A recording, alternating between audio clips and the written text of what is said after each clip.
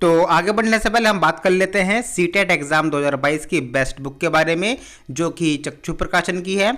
और ये एक सीटेट की स्टडी गाइड है जिसमें पेपर 1 की कक्षा 1 से 5 तक का जो एग्ज़ाम होता है उसके लिए इसमें बहुत अच्छी तरह से समझाया गया है। इसमें 3000 प्लस प्रश्नोत्तर हैं सॉल्व किए हुए और 4 सॉल्व पेपर्स हैं पिछले सालों के, ठीक है। और नवीन पैटर्न पर ये आधारित है, नवीन पाठ्यक्रम अनुसार। और मेन बात यह है ये NCERT पुस्तकों पर आधारित है जो एग्जाम में काफ़ी मदद आपको देते हैं। इसका इंटरफेस आपको कुछ इस तरह से दिखाई देगा। यहाँ पर पेपर 1 में बाल विकास, शिक्षा शास्त्र, हिंदी भाषा, इंग्लिश, मैथ और पर्यावरण, ठीक है, सभी कुछ इसमें इंक्लूडेड है। तो यहाँ पर आप देख सकते हैं आपके ये 1 जनवरी 2022 का सॉल्व पेपर है। इस तरह के इसमें सॉल्व पेपर हैं और बहुत सारे अन्य पेपर्स हैं। जहाँ तक आप देखोगे काफ़ी सारे इसमें पेपर्स हैं और भाई आप इसको परचेज कर सकते हो। डिस्क्रिप्शन में इसका लिंक है, वहाँ से जाके इसको परचेज कर लीजिएगा। और भाई इसके अलावा इसकी एक जो है प्रैक्टिस सेट भी अलग से आता है। तो ये मैंने अभी आपको गाइड के बारे में बताया और ये यहाँ पर सीटेट का प्रैक्टिस सेट भी आता है चक्षु का, ठीक है, जो आपके एग्जाम की तैयारी को बहुत ज़्यादा मजबूत कर देगा। तो भाई डिस्क्रिप्शन में लिंक है, इसको परचेज कीजिएगा। हेलो स्टूडेंट्स, कैसे हैं आप? उम्मीद है आप अच्छे होंगे और आपकी एग्ज़ाम की तैयारी ज़ोरों शोरों से चल रही होगी। तो पिछली क्लास में हमने राजन सीरीज़ के बहुविकल्पीय प्रश्न कंप्लीट कर लिए थे और आज हम स्टार्ट करने वाले हैं सामाजिक विज्ञान के राजन सीरीज़ के अति लघु उत्तरीय प्रश्न। तो आज प्रश्न संख्या 1 से लेकर के प्रश्न संख्या 20 तक हम समझने वाले हैं। तो इनको डीपली पढ़ेंगे और आपके एग्ज़ाम के लिए काफ़ी मददगार साबित होंगे। क्यों? क्योंकि ये सभी क्वेश्चन आप देख सकते हैं एग्ज़ाम में पूछे हुए क्वेश्चन हैं। तो अगर आप DLED स्टडी सेंटर चैनल से जुड़े हुए हैं, सब्सक्राइब कर रखा है, तो फिर आपको चिंता की कोई ज़रूरत नहीं है, क्योंकि UP टेट, CTET और सुपर टेट तक हम आपके साथ बने रहने वाले हैं। तो आपका ये फ़र्ज़ बनता है कि अपने साथ साथ और स्टूडेंट्स को भी इस चैनल के साथ जोड़ने की कोशिश कीजिएगा। तो स्टार्ट करते हैं आज की क्लास। पहला क्वेश्चन, मौर्य साम्राज्य का अंतिम सम्राट कौन था? तो मौर्य साम्राज्य का अंतिम सम्राट था बृहद्रथ। बहुत ही सिंपल सा क्वेश्चन है, बहुविकल्पीय प्रश्न में भी ये पूछा जा सकता है, तो आपको सिंपल सा जवाब पता होना चाहिए, बृहद्रथ। क्वेश्चन नंबर 2, दशावतार मंदिर कहाँ स्थित है?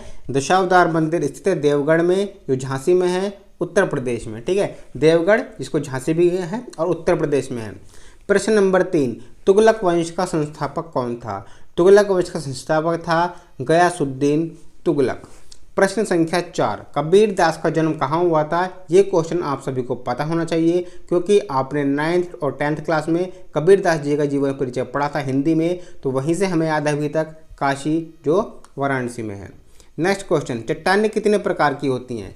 चट्टानें 3 प्रकार की होती हैं, आग्नेय, अवसादी और कायांतरित।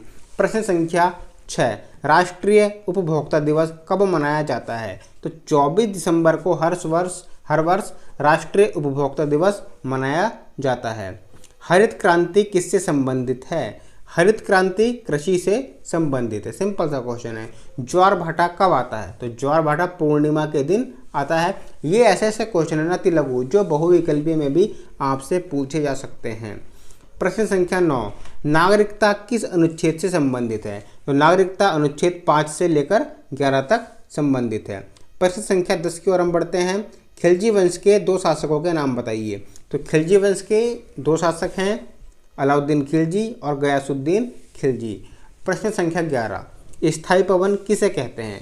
तो ऐसी पवनें, पवन मतलब हवाएं, ऐसी पवनें जो सदैव एक ही क्रम में वर्ष भर एक निश्चित दिशा की ओर चलती हैं, स्थायी पवनें कहलाती हैं। मतलब ऐसी हवाएं जो हमेशा एक ही क्रम में, पूरे साल एक ही क्रम में चले और एक ही दिशा में चले, उन्हें स्थायी पवनें कहा जाता है।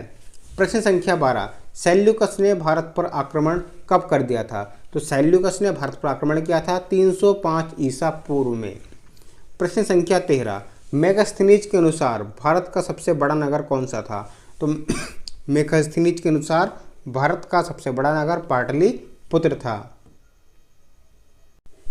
प्रश्न नंबर 14, मौर्य शासन में सेना का संगठन करने वाले मंडल में सदस्यों की संख्या कितनी है? तो 30 सदस्य की संख्या इसमें है। प्रश्न संख्या 15 की ओर हम बढ़ते हैं। प्रश्न संख्या 15, मौर्य शासन में नगर के न्यायाधीश एवं जनपदों के न्यायाधीश को क्या कहा जाता था? तो नगरों के न्यायाधीश को व्यावहारिक महापात्र, ठीक है, और जनपदों के न्यायाधीश को राजुक कहते थे। न्यायाधीश का मतलब जज होते हैं उनको कहा जाता है। तो जो नगर के न्यायाधीश थे उनको कहते थे व्यावहारिक महापात्र, और जो जनपद के न्यायाधीश होते थे उन्हें कहते थे राजुक। प्रश्न नंबर 16, भूमि कर एकत्र करने वाले अधिकारी को क्या कहा जाता था? जो भूमि कर टैक्स इकट्ठा करते थे उनको कहते थे अग्रम। प्रश्न संख्या 17, मौर्य प्रशासन में तीर्थ क्या था? तो शासन की सुविधा हेतु केंद्रीय शासन कई विभागों में विभक्त था जिन्हें तीर्थ कहते थे। प्रश्न संख्या 18, बिंदुसार को किस और उपनाम से जाना जाता है? तो बिंदुसार को अमित्र या शत्रुओं का संहारक इस नाम से जाना जाता है। प्रश्न संख्या 19, अशोक का धम्म किस सिद्धांत का अनुमोदन करता था? तो अशोक का धम्म वसुधैव कुटुंबकम के सिद्धांत का अनुमोदन करता था।